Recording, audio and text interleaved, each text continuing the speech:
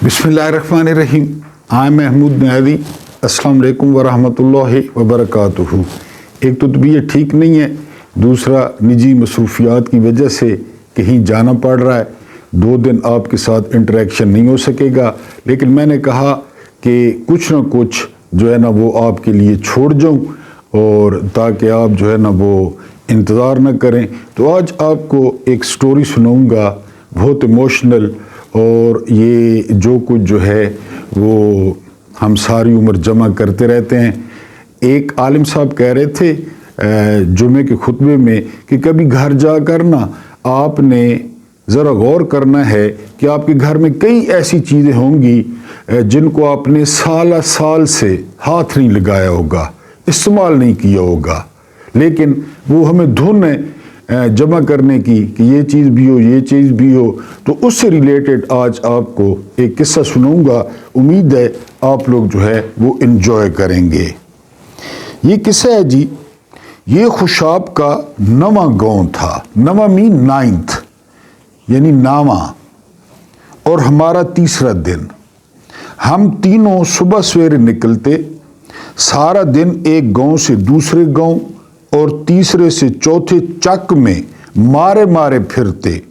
हमें नज़ीर माली की तलाश थी।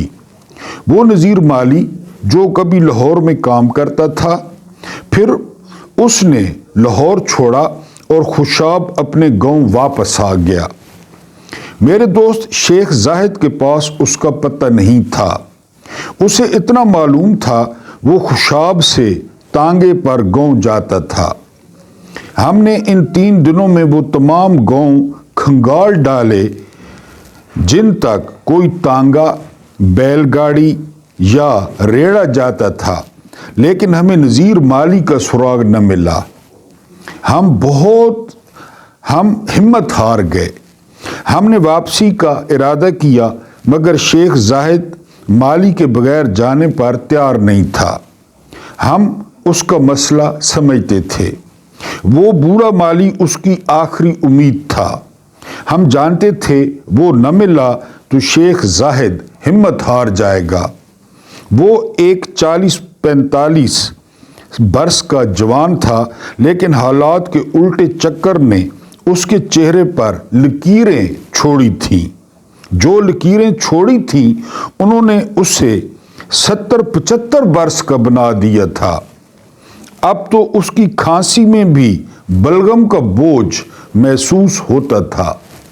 मुझे मालूम है आपको शेख जाहिद और नज़ीर माली की कहानी में कोई दिलचस्पी नहीं होगी, लेकिन इसके बावजूद इस कहानी में कोई ऐसी बात ज़रूर है जिसके बगैर शायद हम सब की कहानियाँ अधूरी रह जाएं, जिसके बगैर शायद हम सब अपनी अपनी कहानी में किसी चीज़ की कमी महसूस करें, जिसके बगैर शायद हम जिंदगी का सारा गोरख धंधा समझ न पाएं।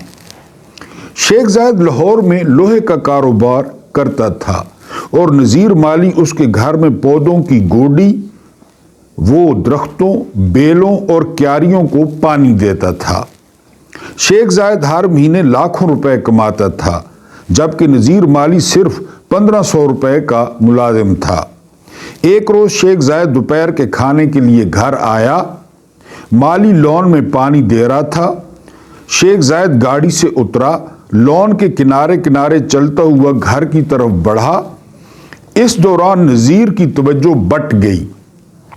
पाइप का जाविया जरा सा टेढ़ा हुआ, पानी का तेज रेला क्यारी के किनारे से टकराया, छींटे उड़े और सीधे शेख जाहिद के सफ़ेद कुर्ते पर आ गिरे। शेख एक धीमे मिजाज का शख्स था। वो अमूमन नौकरों की इस किस्म की गलतियां दरगुजर कर देता था, लेकिन उस दिन उसे गुस्सा आ गया। उसने माली को झाड़ दिया। माली ने तावील पेश करने की कोशिश की। शेख जाहिद को मजीद गुस्सा आ गया और उसने उसी वक्त उसे घर से निकाल दिया। नज़ीर माली चला गया। वो साल शेख जाहिद पर बड़ा भारी था। सबसे पहले फैक्ट्री पर डाका पड़ा। डाकू 1 करोड़ रुपए लूट कर ले गए। कुछ अरसा बाद बैंक से फटा हुआ और फैक्ट्री बंद हो गई। स्टॉक एक्सचेंज क्रैश हुई, शेख का सारा सरमाया डूब गया। बड़े बेटे के मेदे में कैंसर जाहिर हो गया। कैंसर जाहिर हो गया, बाकी जमा पूंजी उसके इलाज पर सर्फ हो गई।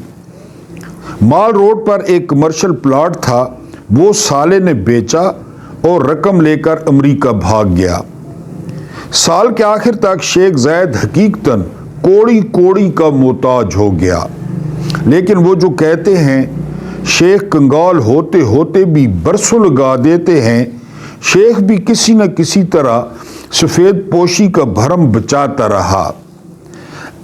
मगर अगले साल बेटे ने बंगले का सौदा किया, सारा खानदान किराए के मकान में आया, रकम कारोबार में लगाई, लेकिन शराकतदारी की नज़र हो गई। इन दिनों शेख जायद की ये हालत थी, वो सोने को हाथ लगाता था तो वो तांबे के भाव बिकता था। शेख ने खुद को जिंदा रखने के लिए रूहानियत का सहारा लिया। वो दरगाहों पर आने जाने लगा। उस दौर में अजमेर शरीफ से कोई बुजुर्ग दाता साहब के दरबार पर आए। वो बुजुर्ग साहिब हाल थे, लोगों को पढ़ लेते थे। शेख जायद किसी के जरिए उन तक पहुंचा। बुजुर्ग ने तवज्जो फरमाई और मुस्कुरा कर बोले, अल्लाह तुम्हें हर महीने लाखों रुपए इसलिए देता था कि तुम उनमें से नज़ीर माली को 1500 रुपए दे सको, मगर तुमने उसे अपने रिज़्क के खाते से खारिज कर दिया, लिहाजा अल्लाह ने तुम्हारा खाता बंद कर दिया। खाता। शेख जायद ने हैरत से उनकी तरफ देखा। बुजुर्ग गोया हुए, हम सब गार्डियन हैं, निगहबान हैं, केयर टेकर हैं। हमारे दफ्तरों, हमारे घरों में ऐसे बेशुमार लोग होते हैं जो 2-3 हज़ार रुपए के लिए हमारी खिदमत करते हैं। उनका रिज्क हमारे रिज्क से वाबस्ता होता है। ये लोग अल्लाह के साबिर बंदे होते हैं। अल्लाह हमें रिज्क अनायत करता है ताकि हम उन लोगों का हिस्सा उन तक पहुंचा सकें। हमें मालूम ही नहीं होता हमें किस माली, किस चपड़ासी, किस खानसामे, किस चौकीदार और किस ड्राइवर के सदके ये सारी नेमतें, ये सारी आसाइशें मिल रही हैं। वो कौन है जिसका शुक्र हमारे रिज़्क को वुसअत दे रहा है, मगर फिर हमारा तकब्बुर, हमारी नुक़ुव्वत, हमारा गुरूर हमें डंक मारता है और किसी कमज़ोर लम्हे हम इस ज़रिए को अपनी ज़िंदगी से खारिज कर देते हैं और फिर इन सारी आसाइशों, सारी नेमतों का सूरज उस शख्स के साथ हमारे सहनों से रुखसत हो जाता है। हम लोग कितने बेवकूफ़ हैं। हम जब लोगों को तनख्वाहें देते हैं तो हम खुद को उनका खुदा समझ बैठते हैं। हम ये फरामोश कर बैठते हैं हम तो फ़कत एक केयर टेकर, एक गार्डियन हैं। मनी ऑर्डर पहुंचाने वाले डाकिए। हमारी ज़िंदगी की ये सारी लश पश, ये गाड़ियाँ, बंगले, दफ्तर और चेक बुक्स इसी ड्यूटी, इसी फ़र्ज़ का मुआवजा हैं। जिस दिन हमने ड्यूटी छोड़ दी, अल्लाह हमें नौकरी से बर्खास्त कर देगा और फिर उसके साथ ही ये सारी चेक बुक्स, दफ्तर, बंगले और गाड़ियाँ वापस ले ली जाएंगी। ज़िंदगी की ये लशपश बुझ जाएगी। शेख जायद उठा और नज़ीर माली की तलाश में निकल खड़ा हुआ। 4 दिन तक मैं भी उसके साथ मारा मारा फिरता रहा, लेकिन हमारी तलाश समरबार ना हो सकी। हम लोग वापस आ गए। चंद रोज बाद शेख जायद फिर निकल खड़ा हुआ। 15 दिन बाद उसका बेटा उसे वापस लाया। इस बार हमने पहली मर्तबा उसमें मजजूबियत की झलक देखी। चंद दिन बाद वो घर से सब्जी लेने निकला और खुशाब जा पहुंचा। इस बार उसे लाने की जिम्मेदारी हमारी थी। वो हमें लारी अड्डे के बाहर फकीरों के साथ बैठा मिला। उसकी हालत देखकर हमारे ज़ब्त के सारे बंद टूट गए। ہم اسے گلے لگا کر رو پڑے۔ ہم لوگ اسے واپس تو لے آئے، لیکن اب وہ شیخ زید نہیں تھا۔ وہ سر تا پا ایک تلاش تھا۔ اس کی آنکھیں ہر وقت کچھ کھوجتی رہتی تھیں۔ وہ ہر چہرے کو غور سے دیکھتا تھا اور پھر اس سے پوچھتا تھا، تمہارا نام نذیر مالی تو نہیں؟ وہ نذیر نام کے ہر شخص کی ٹانگوں سے لپٹ جاتا تھا۔ ہم نے اسے اس کے حال پر چھوڑ دیا۔ وہ خوشاب گیا اور پھر وہاں سے اس کی لاش ہی واپس آئی۔ کل شام میں ایک دوست کے ہاں مدعو تھا۔ اس کے ملازم نے مجھے چائے کا کپ پکڑانا چاہا۔ اس کا ہاتھ چھلکا اور ذرا سی چائے میرے جوتوں پر آ گری۔ میرے دوست کو غصہ آ گیا۔ وہ ملازم کو مارنے کے لیے اٹھا، لیکن میں نے اس کا ہاتھ پکڑ لیا۔